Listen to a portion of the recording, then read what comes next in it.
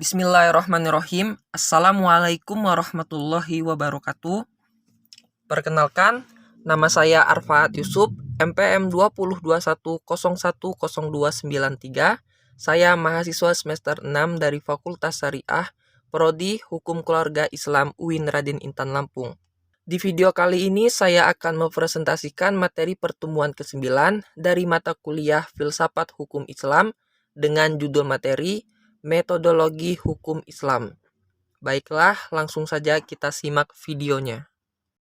Objek dan subjek hukum Islam. Hukum dalam konsep ilmu usul fikih dibagi dua macam, yaitu satu, hukum taklifi dan hukum wad'i. Secara terminologi, hukum adalah kitab Allah yang berhubungan dengan perbuatan mukallaf dan bentuk al-iqtidah, at-takhir, dan al-wad'i.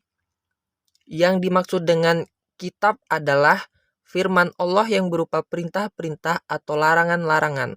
Juhaya S. Praja menyebutkan kitab sebagai al-muktahabib, yakni produk dari kitab yang berupa perbuatan hukum. Juhaya S. Praja juga mengatakan bahwa yang dimaksud dengan al-iqtiqa atau imperatif ialah tuntutan untuk melakukan sesuatu perbuatan atau untuk tidak melakukan suatu perbuatan. Jika tidak dilaksanakan akan mendapatkan dosa dan siksaan disebut dengan wajib, sedangkan tuntutan yang harus ditinggalkan jika dilakukan akan berdosa dan mendapatkan siksa disebut dengan haram. At-takhir atau fakultatif ialah apabila hakim memberikan pilihan kepada mukallaf untuk melakukan sesuatu perbuatan atau tidak melakukannya, yaitu disebut dengan al-ibahah.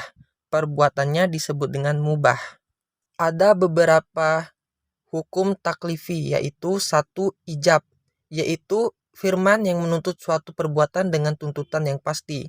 Dua, nadb, yaitu firman yang menuntut suatu perbuatan dengan tuntutan yang tidak pasti.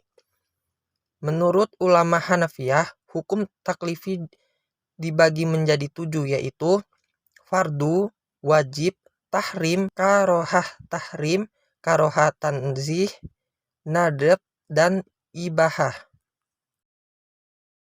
Menurut ulama Hanafiyah, jika suatu perintah didasarkan pada dalil yang pasti seperti Al-Quran dan hadis mutawatir, perintah itu disebut dengan perintah fardu. Akan tetapi jika perintah itu berdasarkan pada dalil yang zanni, perintah itu dinamakan wajib. Demikian pula halnya dengan larangan. Jika larangan itu didasarkan pada dalil yang qat'i disebut haram. Sebaliknya jika larangan itu didasarkan pada dalil yang zanni, maka tergolong pada hukum makruh.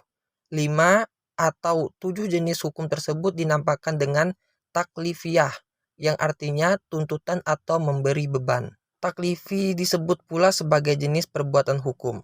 Hukum wad'i ialah firman Allah yang menjadikan sesuatu sebagai sebab adanya yang lain, musabab, atau sebagai syarat yang lain, masyurut, atau sebagai penghalal, mani, adanya yang lain. Hukum wad'i dibagi 3, yaitu 1 sebab, 2 syarat, dan 3 mani.